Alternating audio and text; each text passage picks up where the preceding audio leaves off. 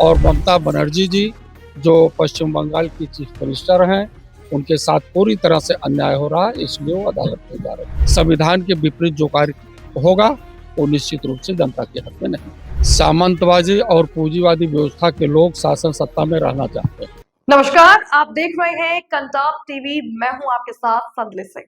हर पल की बड़ी और सटीक खबर दिखाने का हमारा वादा है। तो चलिए बढ़ते हैं सीधा खबर की ओर, देखते हैं ये पूरी रिपोर्ट। सपा के प्रदेश अध्यक्ष श्यामलाल पाल का बयान। समाजवादी पार्टी के प्रदेश अध्यक्ष श्यामलाल पाल आज मैनपुरी पहुंचे। यहाँ उन्होंने एक शादी समारोह में शिरकत की और इसके बाद मीडिया से बातचीत में कई बड़े राजनीतिक मुद्दों पर सरकार को घेरा। ममता बनर्जी द्वारा एसआईआर के कथित अमानवीय आचरण के खिलाफ 6 जनवरी को अदालत जाने के फैसले पर श्यामलाल पाल ने समर्थन जताया है। उन्होंने कहा कि एसआईआर के नाम पर दरअसल एनआरसी लागू करने की कोशिश की जा रही है। जैसे एनआरसी में प्रमाण पत्र मांगे जाते हैं, वैसे ही दस्तावेज एसआईआर में भी मांगे जा रहे हैं। उन्होंने इसे लोकतंत्र के खिलाफ बताया और कहा कि इसी रास्ते से शोषित और वंचित वर्गों के संवैधानिक अधिकारों को कमजोर किया जा रहा है। श्यामलाल पाल ने कहा कि पीडीए वर्ग अखिलेश यादव के नेतृत्व में इसका जवाब देगा और उत्तर प्रदेश का चुनाव इसकी सच्चाई सामने लाएगा। धर्म के नाम पर राजनीति को लेकर सपा प्रदेश अध्यक्ष ने केंद्र सरकार पर सीधा हमला बोला है। उन्होंने कहा कि 2014 से अब तक ना तो 15 लाख रुपए लोगों के खातों में आए हैं और ना ही हर साल 2 करोड़ नौकरियां मिली। जब भर्तियों में भी ओबीसी और एससी आरक्षण को नजरअंदाज किया जा रहा है और चुनाव नजदीक आते ही नौकरी देने के वादे किए जाते हैं। सपा नेता शिवराज यादव के मैं हिंदू नहीं यादव हूं बयान पर प्रतिक्रिया देते हुए श्यामलाल पाल ने कहा कि देश को जाति और धर्म के नाम पर बांटा जा रहा है। जब समाज में बराबरी और सम्मान नहीं मिलता तो लोग अपनी पहचान पर सवाल उठाते हैं। असमानता खत्म करना ही समाज का सही रास्ता है और यही लड़ाई बाबा साहब अम्बेडकर और मुलायम सिंह यादव ने लड़ी थी, जिसे आज अखिलेश यादव आगे बढ़ा रहे हैं। जेएनयू कैंपस में हुई नारेबाजी के सवाल पर उन्होंने कहा कि समाजवादी पार्टी संविधान और लोकतांत्रिक व्यवस्था में विश्वास रखती है और संविधान के खिलाफ कोई भी कदम जनता के हित में नहीं हो सकता। उत्तराखंड की बेटी अंकिता भंडारी मामले पर श्यामलाल पाल ने कहा कि बेटी पढ़ाओ बेटी बचाओ का नारा देने वालों से जवाब मांगा जाना चाहिए। वहीं शाहरुख खान द्वारा बांग्लादेशी खिलाड़ी खरीदे जाने पर संगीत सोम के विवादित बयान को लेकर श्यामलाल पाल ने कहा कि नफरत फैलाने वालों पर टिप्पणी करना भी उचित नहीं है। तो इस मुद्दे की लड़ाई समाजवादी पार्टी के राष्ट्रीय अध्यक्ष जी सामाजिक न्याय के रास्ते को प्रशस्त करने के लिए, मजबूत करने के लिए कि सबको न्याय मिल सके, उस मुहिम में पीडीए आज ऑर्गेनाइज हो रहा है। देखिए, जब देश को जातियों में बांट दिया गया है, धर्मों में बांटा गया है और जात में भी गैर बराबरी आ गई है, तो जहां से लोगों को सम्मान नहीं मिल पा रहा है उस स्थान से वो हटना चाहेंगे, क्योंकि सामाजिक न्याय का ठीक रास्ता गैर बराबरी समाप्त हो, असमानता समाप्त हो जाए पूरी तरह से। यही लड़ाई तो बाबा साहब डॉक्टर अंबेडकर जी की रही है, यही लड़ाई धरती पुत्र नेताजी मुलायम सिंह यादव जी की रही है। आज वही लड़ाई, सामाजिक न्याय की लड़ाई, समाजवादी पार्टी के राष्ट्रीय अध्यक्ष आदरणीय अखिलेश यादव जी की। देखिए, जो भी समाजवादी लोग हैं, समाजवादी विचारधारा के लोग हैं, देश के संविधान और लोकतांत्रिक व्यवस्था के अनुसार काम करते हैं और संविधान की भी शपथ लेते हैं कि संविधान के अनुरूप ही कार्य चलेगा, संविधान के विपरीत जो कार्य होगा वो निश्चित रूप से जनता के हक में नहीं। अब संगीत सोम वगैरह के बारे में क्या कहा जाए, उन लोगों का खेल ही बहुत दूसरे टाइप का है और जो चाहे सो बोले, उनके ऊपर कुछ नहीं होगा। इसलिए नफरत पैदा करने वालों के बारे में मुझे न पूछा जाए तो ठीक।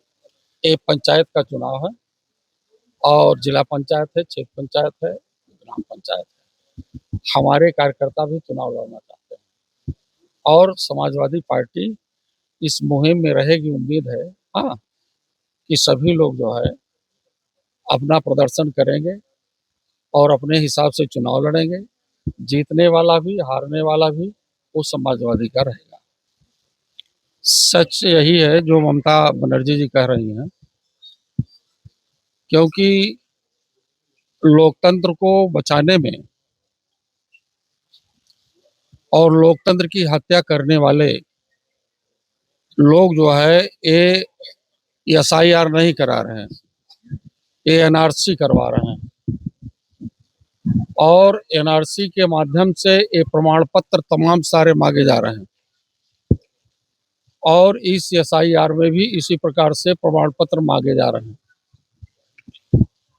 तमाम सारी विसंगतियां हैं और इन विसंगतियों के माध्यम से ही सामंतवादी और पूंजीवादी व्यवस्था के लोग शासन सत्ता में रहना चाहते हैं और शासन सत्ता के माध्यम से संविधान में दिए गए शोषितों वंचितों के अधिकारों को अर्थात पीडीए के लोगों का एक पतन चाहते हैं। तो अब पीडीए के लोग सब कोई एकत्रित होकर के पूरे उत्तर प्रदेश में नहीं पूरे देश की राजनीति में समाजवादी पार्टी के राष्ट्रीय अध्यक्ष माननीय अखिलेश यादव के नेतृत्व में इनके जो एनआरसी करा रहे हैं उनका सही प्रमाण उत्तर प्रदेश का चुनाव दे देगा और ममता बनर्जी जी जो पश्चिम बंगाल की चीफ मिनिस्टर हैं उनके साथ पूरी तरह से अन्याय हो रहा है, इसलिए वो अदालत में जा रहे हैं। जब जो सरकार आम जनता को कुछ नहीं देना चाहती है तो जनता के बीच में नफरत का खेल खेलती है, क्योंकि 2014 से लेकर के लगातार शासन सत्ता पर कब्जा प्राप्त लोग आज तक न 15 लाख रुपए खाते में, न 2 करोड़ नौकरी प्रतिवर्ष और वैकेंसियां बराबर ये इस तरह से दे रहे हैं कि जिसमें ओबीसी एससी के आरक्षण दिखाई नहीं दे रहा है। अभी कल भी एक वैकेंसी निकली है, उसमें भी जिस प्रकार से राजस्व लेखपाल में हुआ, समाजवादी पार्टी के राष्ट्रीय अध्यक्ष जी के हल्ला गुल्ला करने पर फिर वो आरक्षण आया, फिर कल वैकेंसी में वो कहीं ओबीसी एससी का आरक्षण नहीं है। तो ऐसी स्थिति में ये नौकरी देना नहीं चाहते हैं, उसको डीले करना चाहते हैं और चुनाव नजदीक आ जाएगा तो कहेंगे कि हम नौकरी देना चाहते हैं। विपक्षी दल ऐसा किया। तो बाबा साहब डॉक्टर अंबेडकर जी की मंशा थी कि इस देश में जो पिछड़े हैं, वंचित हैं, अनुसूचित जाति के हैं, माइनॉरिटीज के हैं, सभी लोगों को समान अधिकार दे दिया जाता है तो और छोटे छोटे कार्यकर्ताओं को अवसर नहीं मिल पाता।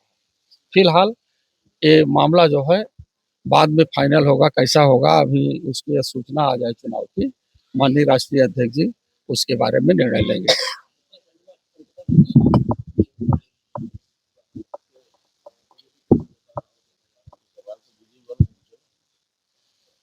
इस देश में बेटी बचाओ बेटी पढ़ाओ वालों से जा पूछिए तो ज्यादा समझ में आ जाएगा कि क्या उसका रिजल्ट है।